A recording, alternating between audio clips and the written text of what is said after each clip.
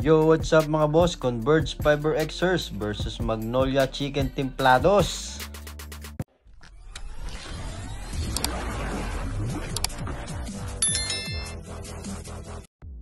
Tinalo ng Converge Fiber Xers ang Magnolia Chicken Templados sa score na 93-91, kung saan isang magandang assist ang pinasa ni Alex Stockton kay Justin Arana. Nasayang naman ang isang jump shot ni Sid Lucero, kung saan dapat sila ang lumamang dito sa labang ito. Pinangunahan ni Alex Stockton sa crunch time ang Converge Fiber Xers para iangat sa panalo sa score na 93-91 come from behind laban sa Magnolia Chicken Templados.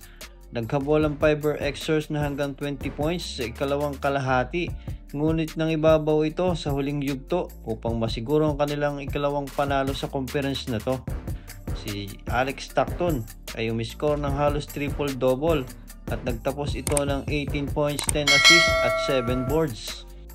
Si Alex Stockton at si Kevin Racal ang nag-init sa third quarter para matulungan ng Fiber Xers na makabalik sa laro, at sa pagpasok ng final quarter ay naibaba nila ng single digit sa score na 75-67. Umiscore si Cheick Diallo ng 10 points lamang dahil nag-struggling ito sa field at nalimit sa 4 out of 15 shooting, ngunit humakot naman ito ng 16 rebounds sa 42 minutes na paglalaro.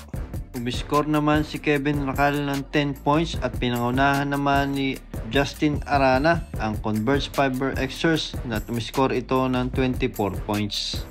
Anim naman ang umiscore ng double digit sa Magnolia Chicken Templados. Umiscore si Papa Cardo ng 25 points, si Lastimosa 14 points, Sanggalang 12 points, Ahanmisi 12 points, Lee 10 points at Lucero 10 points. Thanks for watching mga boss, and God bless.